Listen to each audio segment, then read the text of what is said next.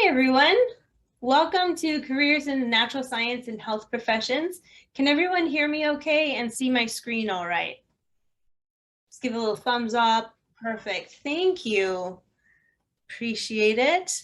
Awesome. Let's see, we'll get started in just a minute. I'm just admitting a few more folks who are coming in now.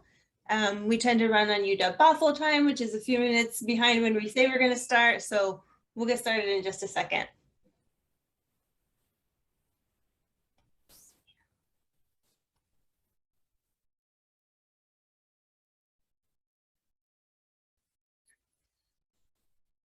All right, I think everyone is in.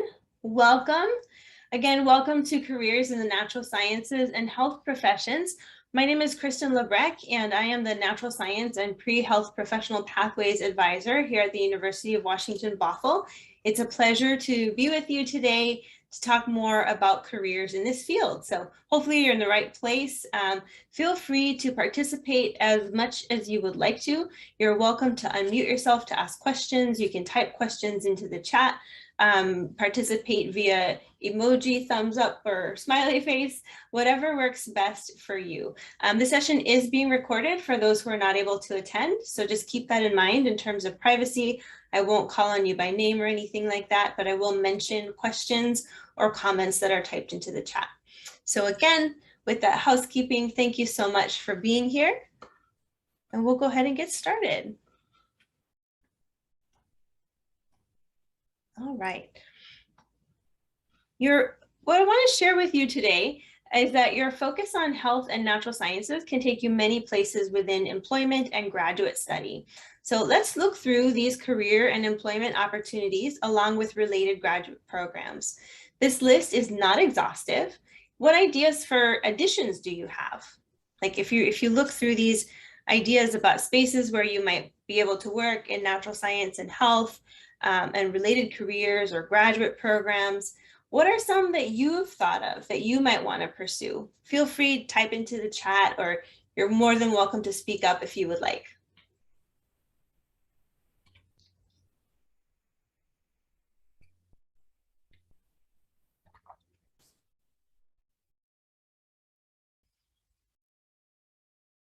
And in the absence of any ideas that you'd like to share, are there any questions sparked by this list? When you see, for instance, graduate programs in Earth System Science, does that pose a question mark for you in terms of how that might relate to health?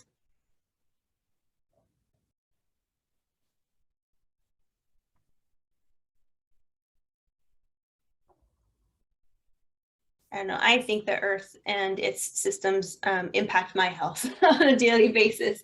I know on a day like today, where we've been promised sunset after 5 p.m. in our area, that fact about the Earth definitely affects my health. So I hope that it helps you a little bit to think about how all of the natural sciences and health really relate to each other. And we're going to talk a little bit more about some different career options.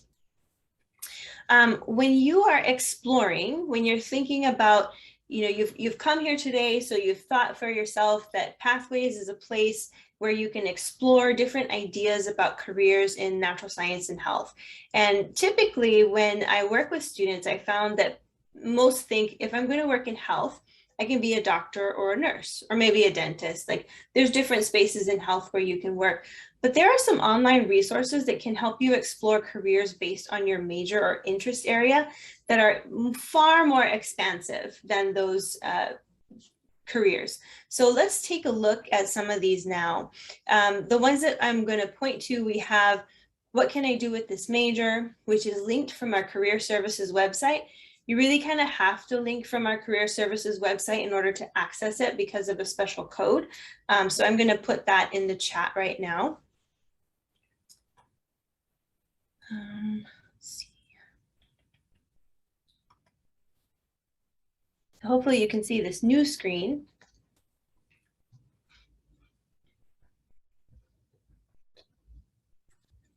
And here's a link to our major and career exploration site on the Career Services webpage.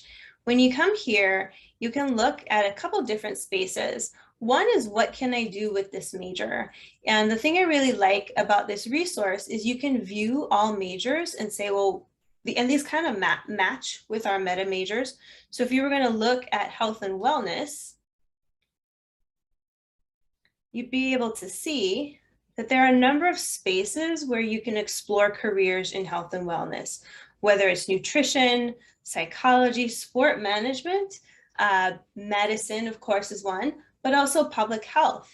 And if we click on this tile, it will show us the different areas in public health where you could pursue careers, different kinds of employers, the strategies for getting a career in that space, and really kind of thinking about different areas. I like to talk about health promotion and communication, especially in these times, because we are so saturated with messages about washing our hands and wearing our mask and watching our distance.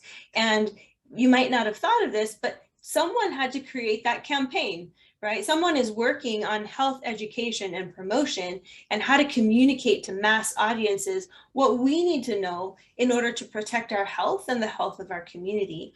So those are careers in health that are maybe not scientific. So you don't necessarily have to have a science bent to really pursue a career in healthcare, if you think about it in different ways.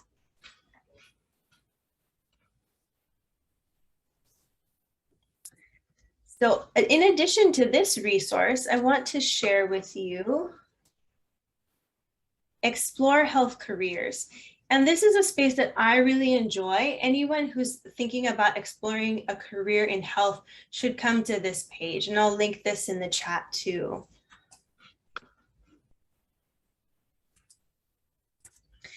This is a space where you can figure out if a career in health is right for you. Sometimes you might not have thought of that. You might have sat back and said, hold on, do I want to pursue a career in health? And for those who are thinking about it, I highly recommend getting some experience. These experiences might be things like informational interviews or shadowing.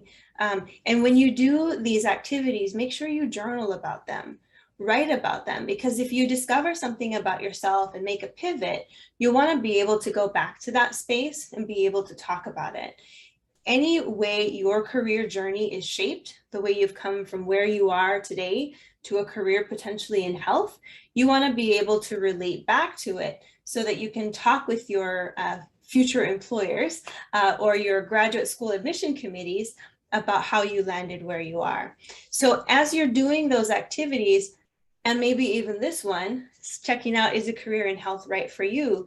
You can journal about them and make sure you're thinking thoroughly about what you're doing and what your response is. The one I want to look at too is focus your career search, find your fit. This is a good space if you're thinking about pursuing a career in health, but maybe you don't want to be in school for 8 years, or maybe you want to make sure that you're going to earn a livable wage. You can search based on the years in school or the salary that you want to earn. Or you can just browse through the tiles. Let's say you've heard a lot. I talked earlier about health education and promotion, and you want to learn more about behavioral science and health education. You can see here what kind of education you're going to have to commit to, what kind of salary range you might be able to command. And I see here, this is the thing I like to focus on, the job outlook is excellent. That means that there's growth in this space. There's very likely to be a lot of open positions for you when you're ready to apply. So this is a space I'd encourage you to check out. It's linked in the chat, and you can learn more about careers in health. But now we'll go back to our presentation.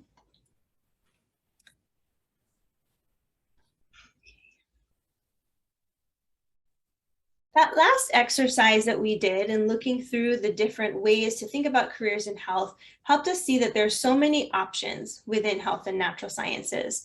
And the healthcare is just one field within health and natural sciences. This model shows that there are many roles you can pursue in that field alone.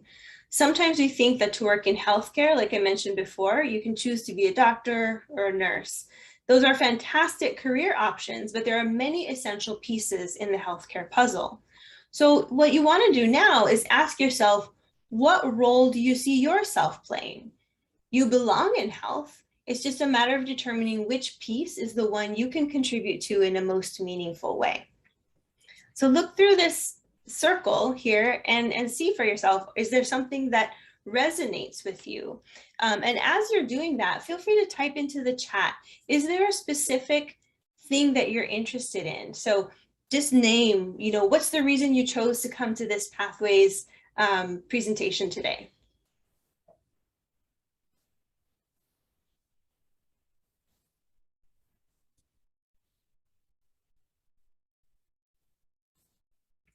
Physical therapy, absolutely.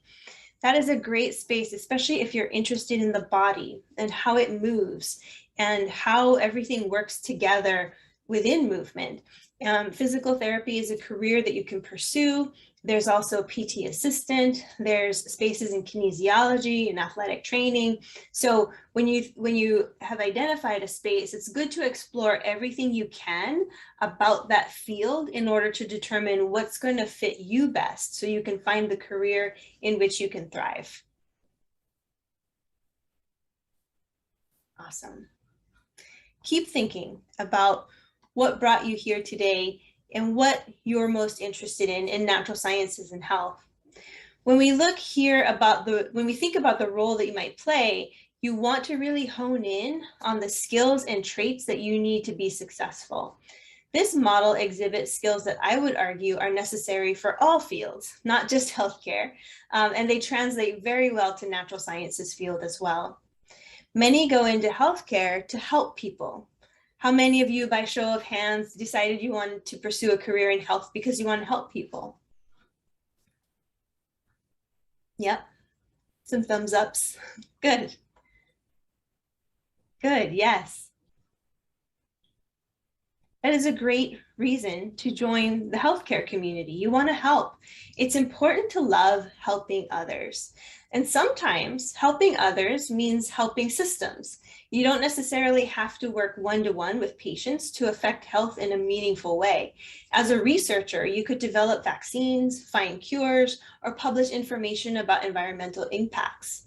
This means you need to pay close attention to data and details, and you need to document and revise information as it becomes available. So you do need to be a bit of a scientist in this role.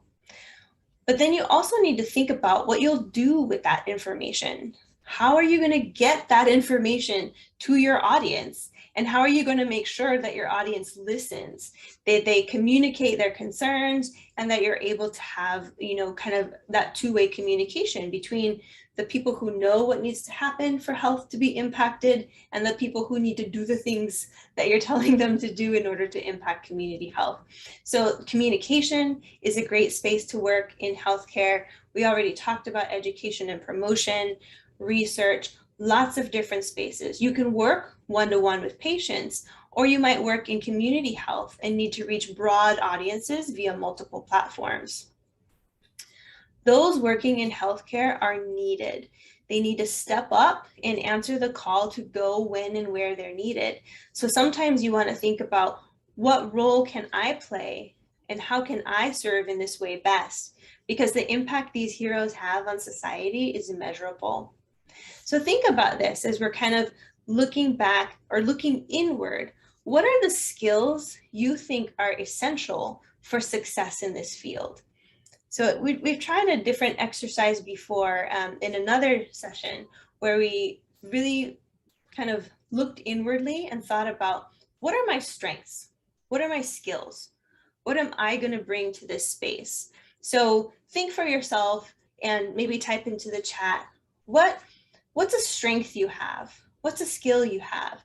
If someone was going to describe you and say, this sums this person up in a nutshell, what word would they use? Feel free to participate in the chat.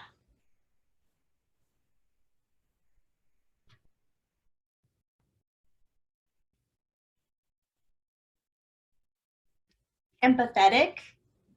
You absolutely will benefit from being empathetic in this field. The more you can listen to a patient or their family, communicate, try to understand where they're coming from, that will serve you well. Being a people person, absolutely. Being open-minded and understanding. Those are all ways you can really benefit the health of the individual you're helping and then their community. So even no matter where you work, if you're working one-to-one with patients or in community health, you need to understand that you are impacting individuals and you're impacting a community. Because when you impact that person, that's going to go out to their community. When you impact the community, that affects everyone in it. So the thing about healthcare is this beautiful play of everyone at work, everyone working together to ensure that we can have optimum health.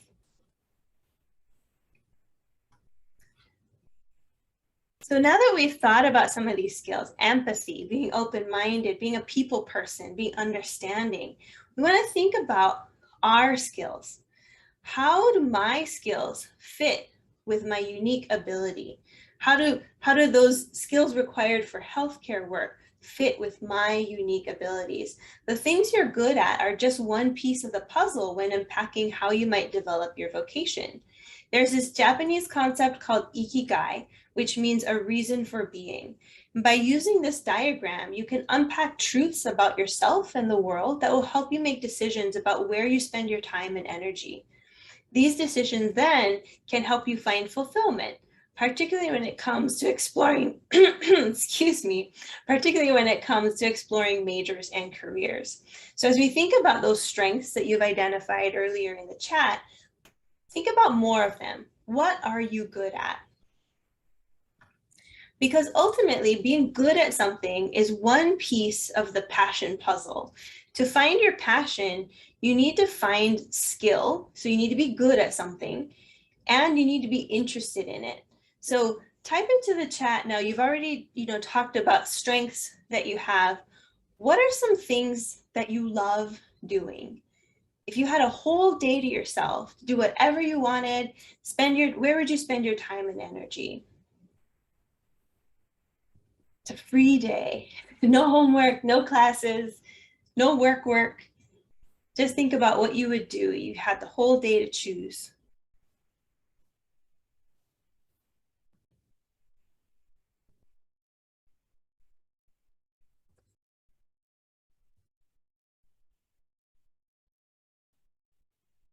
Maybe going for hikes, being outside in the environment. Our environmental scientists might choose something like that. Maybe you would choose to read a book. Maybe you would choose to research some things online, because that's where you find you could spend hours doing it and not even realize any time has passed. These are the things that you probably love. If you love doing something, you can do it for a long time and not even realize that the day has gone by. So when you combine things that you're good at with what you love, you have this passion. And a passion really needs to have both. When you think of things that you're good at, but you're not necessarily in love with doing it, that's just going to feel like a chore, right? Like, I'm pretty good at cleaning and organizing things. I don't know that I necessarily love it enough to do it all day, every day, but I can when I need to. I love food. I love eating food. I love reading about food. I love looking at pictures of food. I love reading recipes and learning what's in the food. I'm not very good at cooking, like at all. Some people love food and they're good at making it, and those people can find careers in food. Me, not so much, but that's okay. I love relating to people and helping connect them with resources. And I think I do an okay job at that. So that's my passion. That's a blend of what I think I have skill in and what I'm very interested in doing. So that's how I can find the thing that I'm passionate about. I have a friend who could spend all day talking about and eating food too. So we're going to be buddies. We're going to meet up and talk about food some more. When we come back to this diagram, my passion for relating to people and connecting them to resources fits in with what the world needs, I think, right? That's why you're here today. And I can also be paid for it. I have a job at the university that allows me to live, pay for my house and heat so that I can be in a space where I can work with you. So my ikigai ends up being helping others progress on their journey to fulfillment. And thankfully, I found a career in higher education that allows me to do just that. So as you're exploring this diagram, and these slides and the presentation will be put online on the Pathways website, so you're more than welcome to come back and take a peek and really kind of do some self-discovery. Think about, what is my passion? How does that fit with what the world needs? Will the world pay me to do it? Because you need to make a livable wage. That's just an honest truth. So think about that as you unpack, what does it mean to have a reason for being, and how will I pursue it? When you think about what the world needs and what the world needs specifically with health, it might be pretty straightforward. Well, the world needs good health. People need health. But let's think about this another way. And to do that, I want to share a few illustrations. This is an illustration of inequality. It's very clear that one individual is in the right place at the right time. So they're getting an apple. The other person, not so much. This is a resource you need. You might argue, we need apples for health. We need food. One person's getting it, the other is not. That's the definition of inequality. So let's look here at equality. We've given people evenly distributed tools and assistance, but they still are not getting equal access to the resources. We still have one person who has a lot more apples, and the other one still just can't even reach one.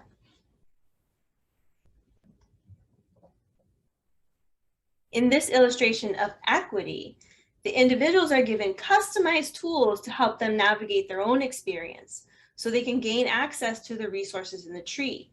How do you think this relates to health? Feel free, type into the chat or unmute. Other than just being apples, which we need for food.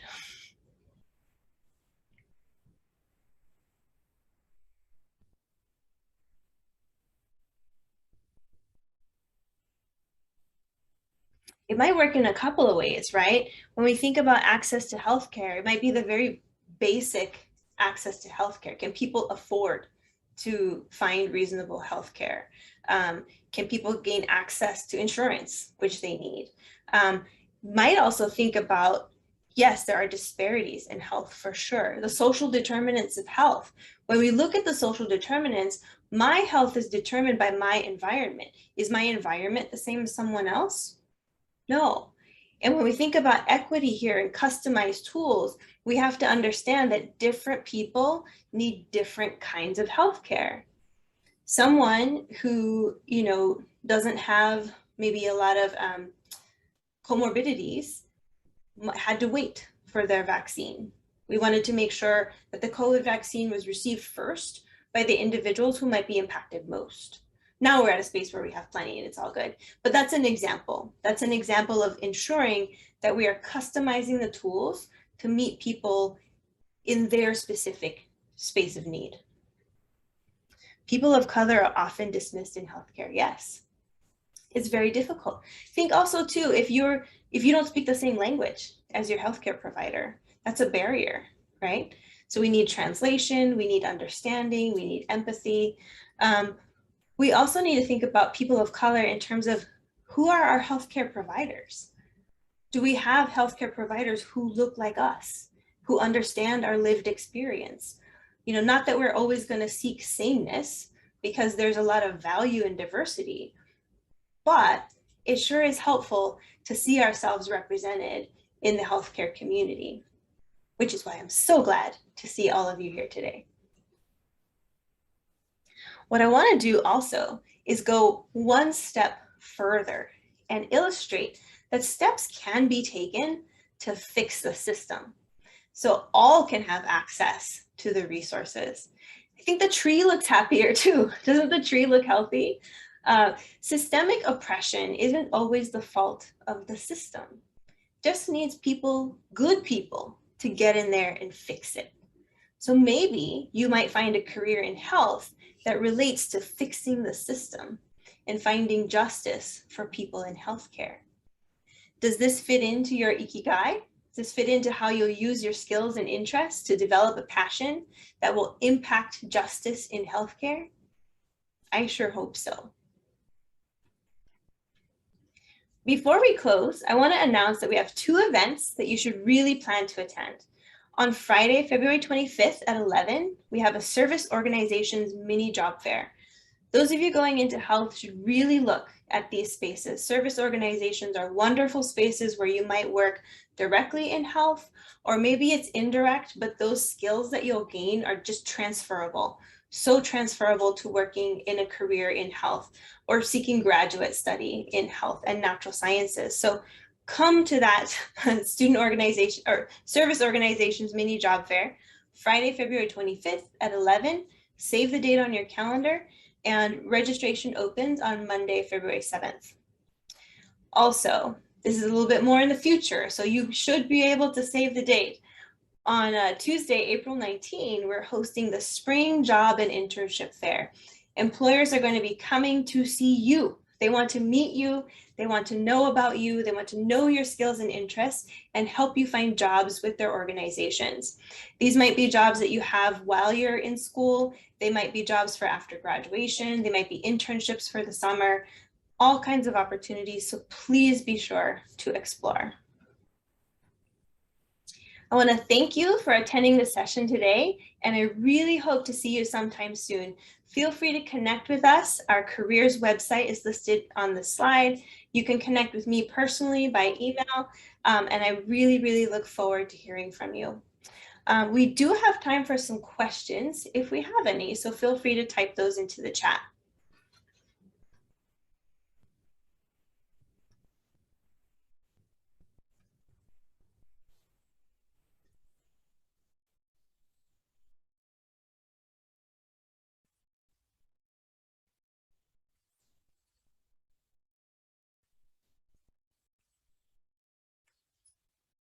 I've just put our website and my email in the chat as well, so that you can grab those and hold on to them for the future.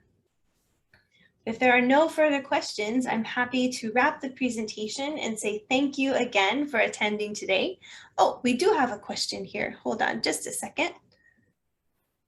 What kind of skills are needed to succeed in health science related classes? So not so much the profession, but in the classes. That's a great question. And I would argue that it's probably pretty similar, right? When you think about healthcare professions, we talked about research and we talked about being empathetic. All of that is going to help your classes. If you can empathize with where your professor's coming from, that will hold a lot of water. Let's take a look back at that slide.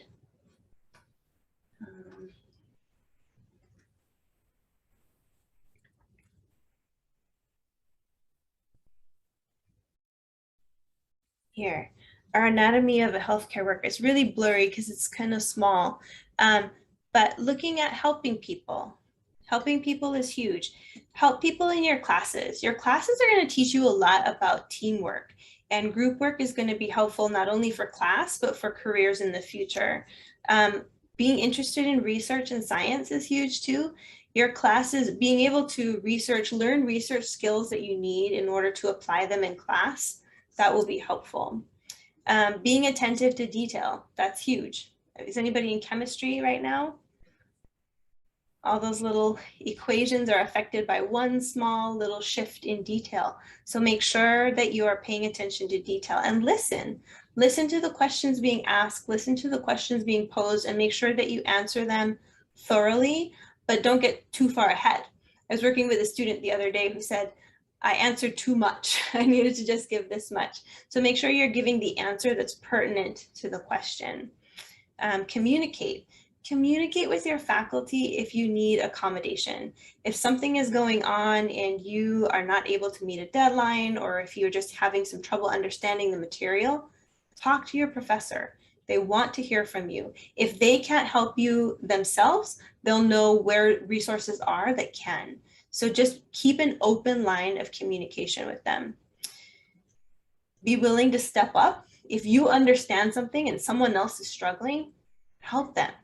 We all help each other when we collaborate. It's not competitive here at Bothell. UW Bothell is a special place where we really work together to make sure everyone can succeed. And always be ready to respond to a call. Always being flexible is helpful, both in terms of the career and in terms of your classes. When classes are shifting modalities, or if a class isn't offered next quarter and you need to shift your schedule around, being adaptable is going to help you not only with your classes, but in the long term in your career.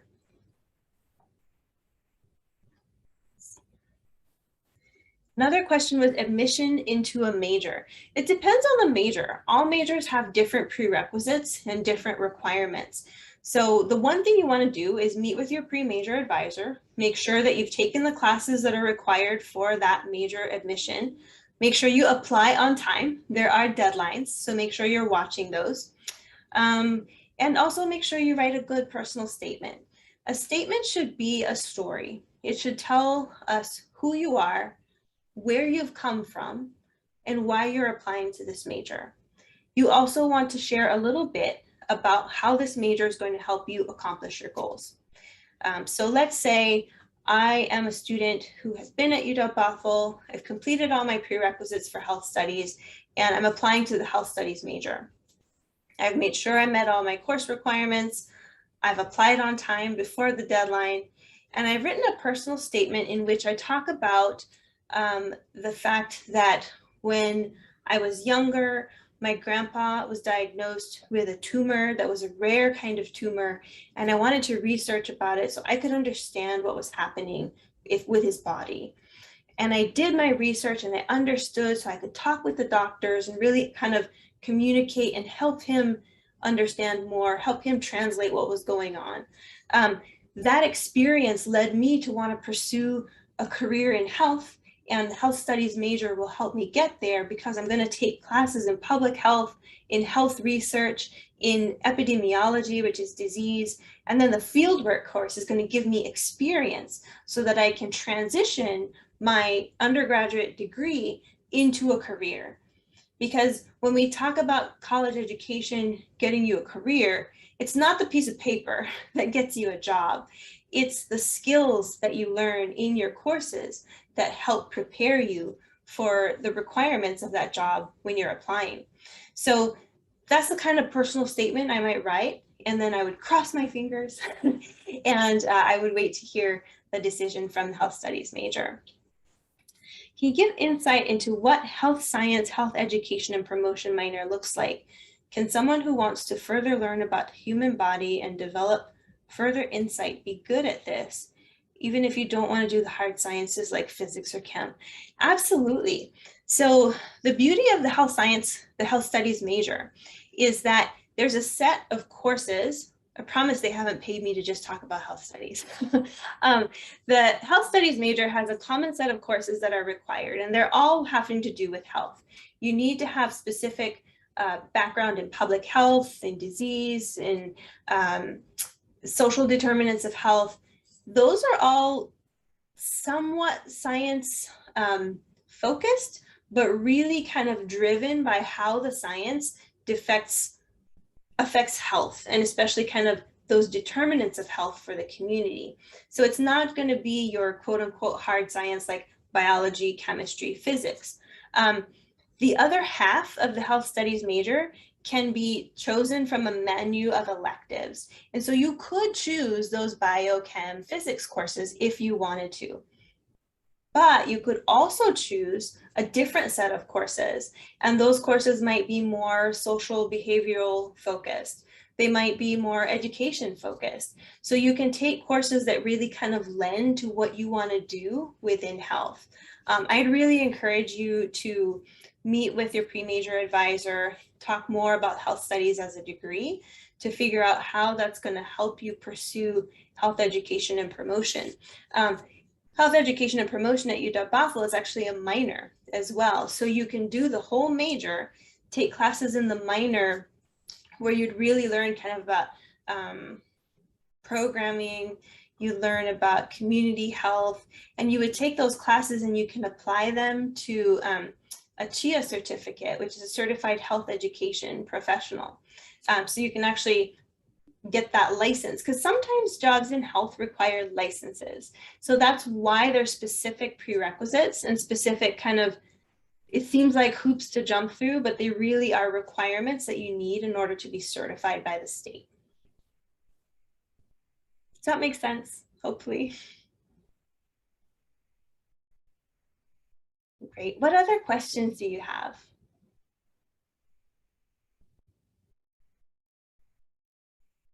Good. Awesome. Well, it's wonderful meeting with you all today. Health studies is a great major, as are biology, chemistry, physics, earth system science. All those fields really can affect health. And so when you're exploring careers, think about how you can take your passion, what you're good at and what you're interested in, to study something that will help prepare you for a career that you will love. Thanks for coming.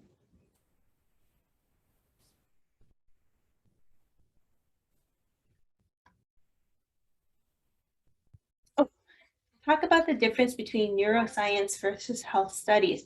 Yeah, so health studies is really going to focus on health, specifically the social determinants of health, public health, all the things that are really related to health specifically. Neuroscience is going to focus on brain. How does the brain work, and how does the brain determines a person's behavior? What is the biology and chemistry of the brain? So you really are focusing on a different element. It's not health per se, it's more focusing on how the brain works, both in terms of its biology and chemistry, and then how it makes people behave.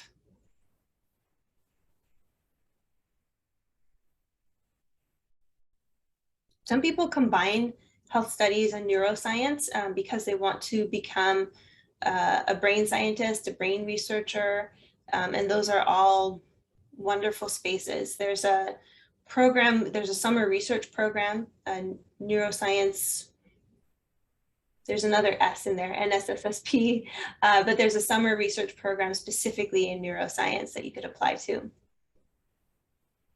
Check out our pre-health website. There's a link that says Getting Experience, and that's where you can find links to the things that I've talked about. Yes, neuroscience will focus more on the biology and chemistry. Let's take a look, actually. So if we come here and look at Rita Bothell.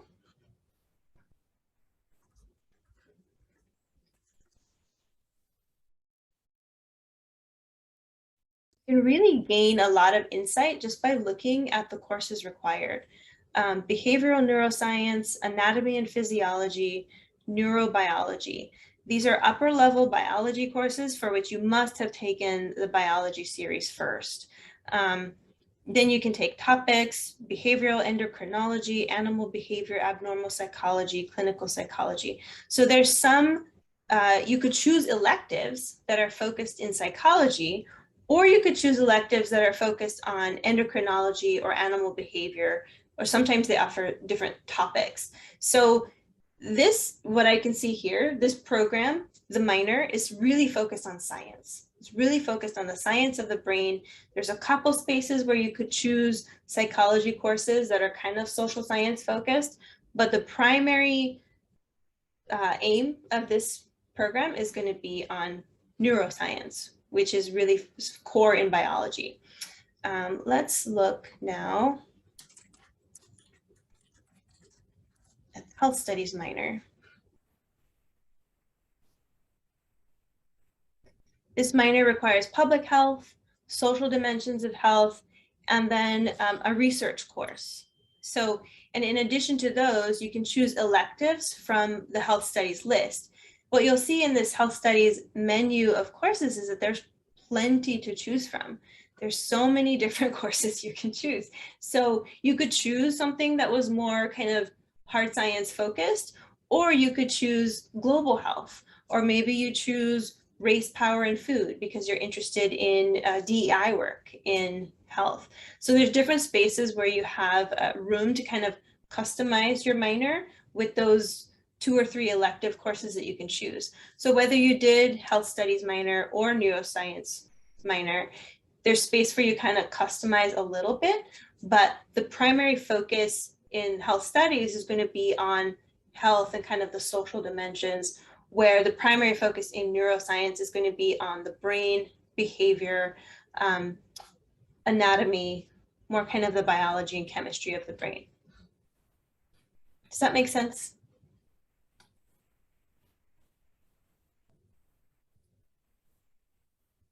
Good, good.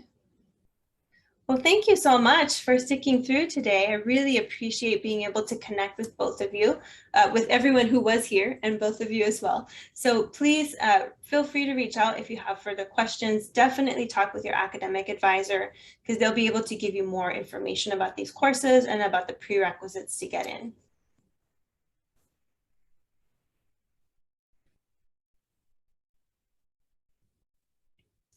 Thanks.